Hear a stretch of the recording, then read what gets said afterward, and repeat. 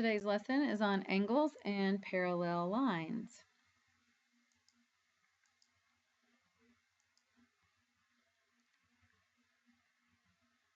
If two parallel lines are cut by a transversal, this being a transversal right here, then corresponding angles are congruent.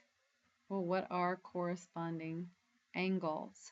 Remember, they are angles that are in the same position, just two different places of the figure. So here we have top four angles, left top, left bottom, right bottom. And we have the same situation down here. So corresponding angles are ones that are in the same position, but in two different places on the figure. So both angle 1 and angle 5 are in the upper left-hand quadrant. This is called like a quadrant because there's 4 places. So we would call them corresponding angles. If those two are the same, then the lines are parallel. If the lines are parallel, then those two corresponding angles, 1 and 5, are congruent. Okay, so here's 2. Which angle is going to be corresponding to angle 2 down here on this line? 5, 6, 7, or 8? You should have said angle 6. Now we go back up to the top. Angle 3 here. Which one is going to be corresponding to angle 3? 7 or 8? You should have said 7. And then the only pair left is this pair, 4 and 8. Notice they are both in the lower right quadrant of their perspective areas in the figure. So we would write our congruency statements like so. Angle 1 is congruent to angle 5. 2 is congruent to angle 6. Angle 3 congruent to angle 7. And angle 4 congruent to angle 8. We have 4 pair of corresponding angles when we have two parallel lines cut by a transversal.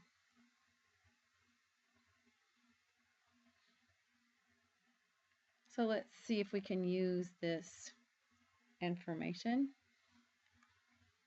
If we know that line X and Y are parallel, we see these arrows here. This indicates that the two lines are parallel. And we know that angle 11 is 51. What would angle 16 be? Okay, well, we know that angle 11 is going to be congruent to angle 15 because they are corresponding to each other. So we could write that down. Angle 11 is congruent to angle 15 because they're corresponding angles. This angle here, this angle here. Now our question is there a relationship between 15 and 16? Hopefully you will remember what these angles are called. What are they called when they are across from each other like this? They're not adjacent, like 15 and 14 or 15 and 17. They share a vertex. What are they called? They are called vertical angles. And vertical angles are congruent. So angle 15 is congruent to angle 16.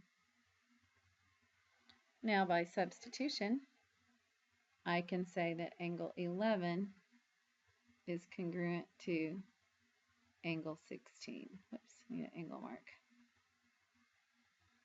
Okay, so if they're congruent and angle 11 is 51, then my angle 16 equals 51 degrees.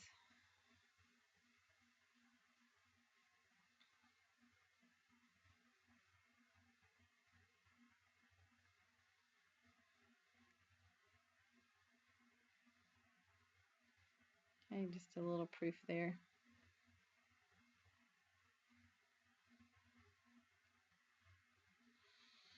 Okay, let's see if we can figure this one out. We know that line A and line B are parallel. Angle 18, let's write this in, is 42 degrees. Find angle 25. So I'm going to mark this so I know where we're going here. All right, so what is the relationship between angle 18 and angle 25? Is there a name given to that pair of angles? They are both on the outer section of these parallel lines. They're not in between. They're not inside here. So they're not interior. What do we call them? We call them exterior. This one's on the left side of the transversal. This one's on the right side of the transversal. So they are alternate, because they're on opposite sides, alternate exterior angles. We know that those are congruent, therefore our answer is A, 42 degrees. The alternate interior angle theorem says if two parallel lines are cut by a transversal, then the alternate interior angles are congruent.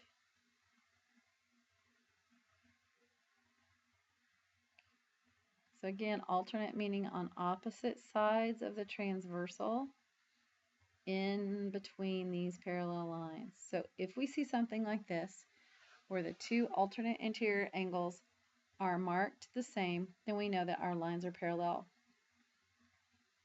If our lines are parallel, then we know that those two alternate interior angles are congruent. So you can say it either way. Okay, so if this angle is 100 degrees, what is this angle right here going to be? 100 degrees.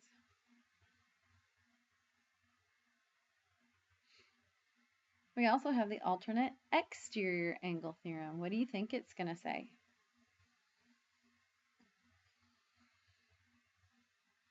It says if two parallel lines are cut by a transversal, then alternate exterior angles are congruent. The lines have to be parallel in order for us to say that these angles are congruent. Okay, so here we have 110 degrees up in this upper left-hand quadrant. Where is the alternate exterior angle to this 110 degree angle?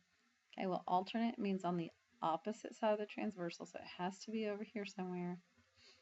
And exterior means it's on the outer side of those those parallel lines.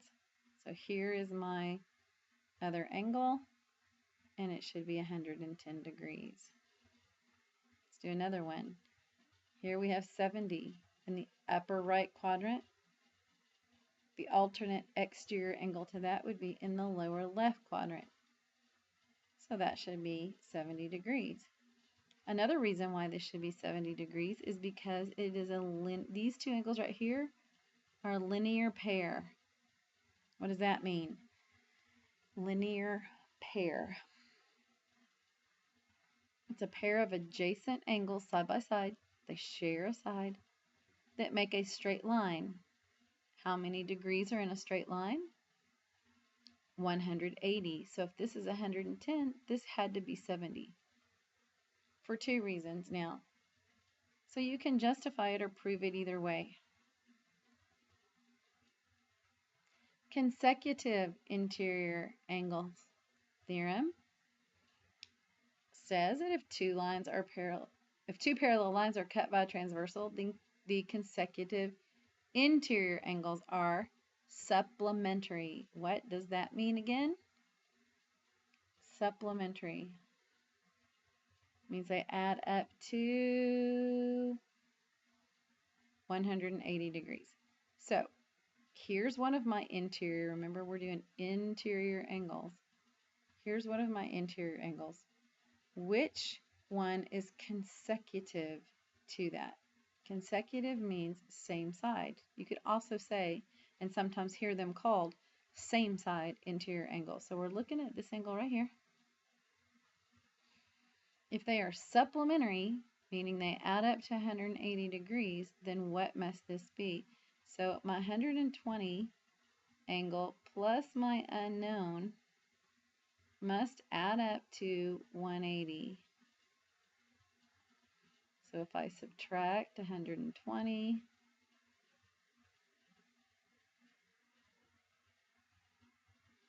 I get 60. And this over here cancels out, so x equals 60. Okay, so let's see. There we go. Which one's going to be consecutive interior to this 120? Should be this one up here. So we can say for three different reasons that this missing angle right here, this question mark, should be 60 degrees. One, because it's consecutive interior to this 120. Two, because it is an alternate interior angle to this 60. And three, because it is a linear angle to this 20-degree angle.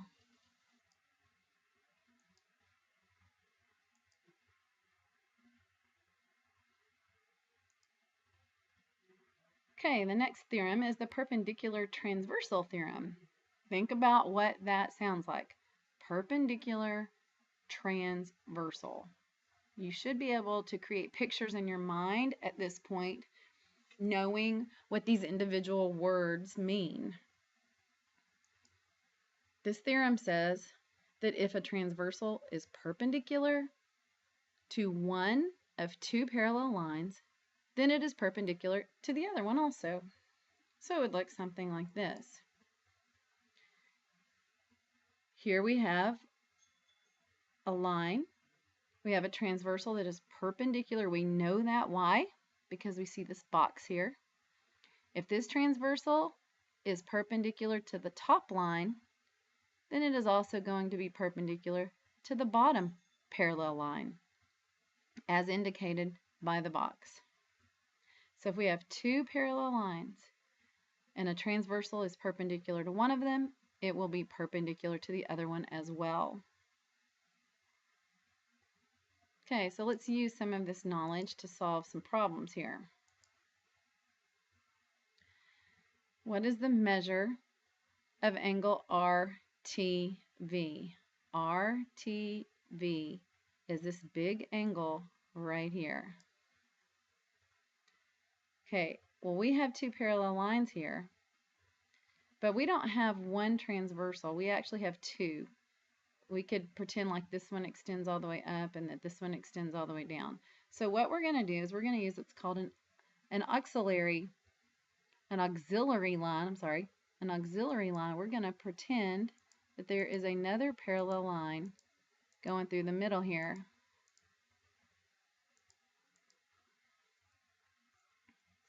And we're going to set up two different situations.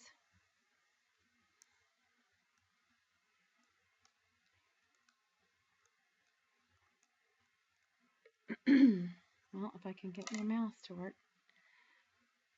So let's just take this top half here.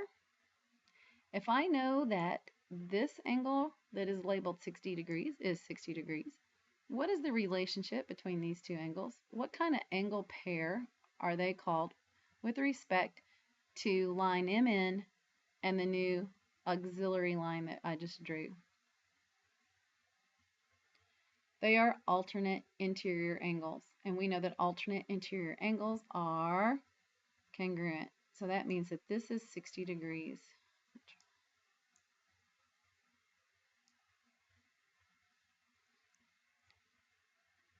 Now we need to do the bottom part of our angle in question down here. Okay, so I just want to do this section here. Well, again, if I look at this auxiliary line that I drew and line PQ, the 65-degree angle and the angle that I'm looking for here are alternate interior angles as well. So I know that this angle is 65 degrees.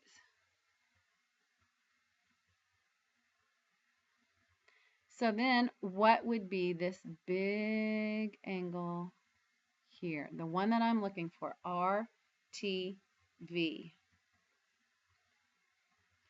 It would be 60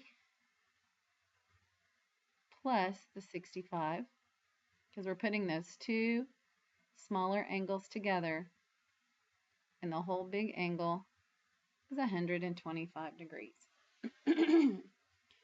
So when you have this situation where you have like two partial transversals, I guess is what you call them, making like a crooked line, then you're going to have to draw this third auxiliary line in the middle.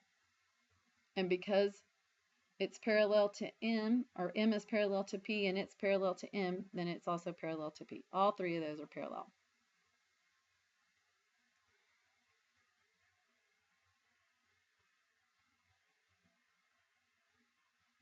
Okay, we don't need to go through all the reasons why. Again.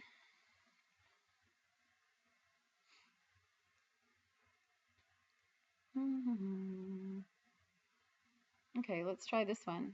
Ugh. Well, now that you've seen the right answer, let's see if we can get there mathematically. So again, I'm going to draw this pretend line in here, and I'm going to focus on just this part of that angle. I know it's going to be congruent to this 48 because they're alternate interior angles, so I can put a 48 in here. And if this one's 45 and this one's 45, so I'm going to add them together. 48 and 45 equals 93. So yes, D is the correct answer.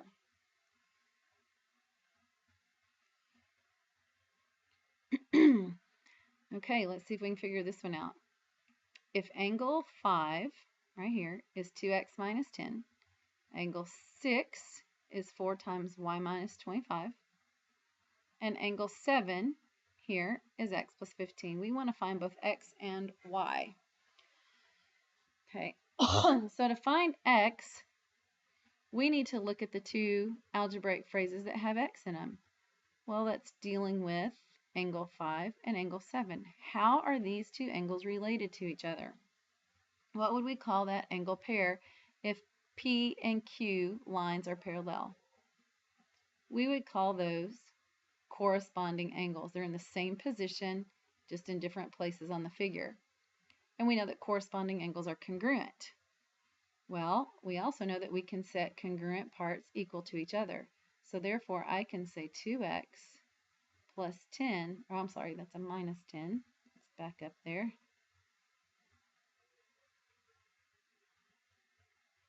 Okay.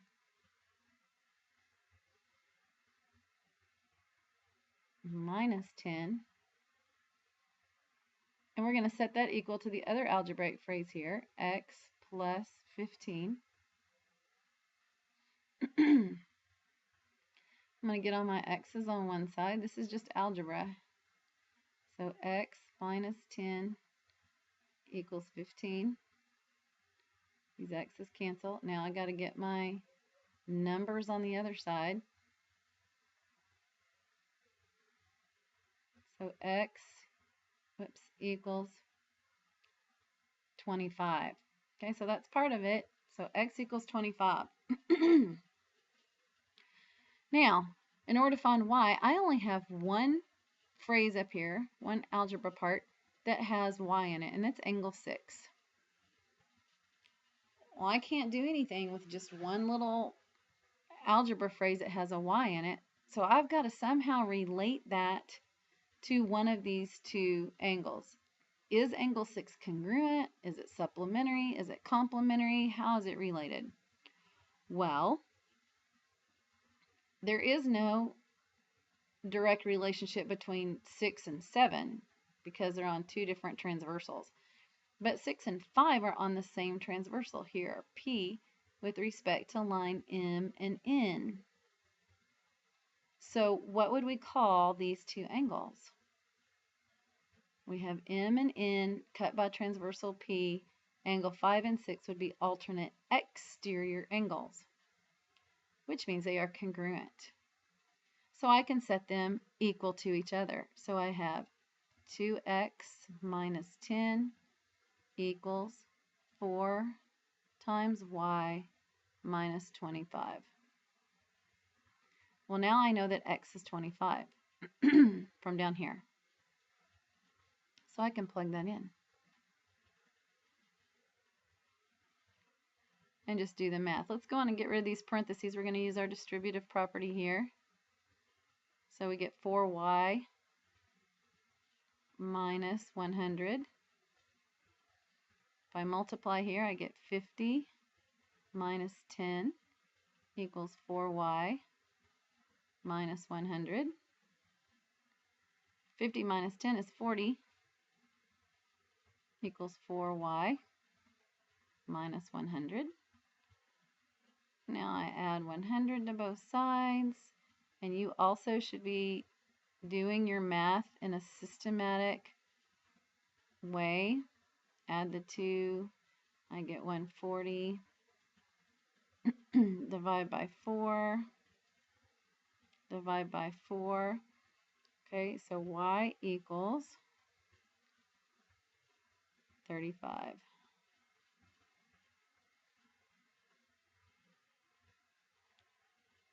Okay, so again, you've got to think about the relationship between the angles involved. When you have x's and y's that you're looking for, start off with the two terms that have the same letter in it and ask yourself, how are those parts related? When you have two parallel lines being cut by a transversal, there's only two options. They are either going to be congruent or supplementary. Those are the only two choices you have. All right, so let's skip through that. We don't need to go through all the definitions of y. We did what we did. Okay, so be able to use those relationships to solve for unknown parts or for x and y. Good luck.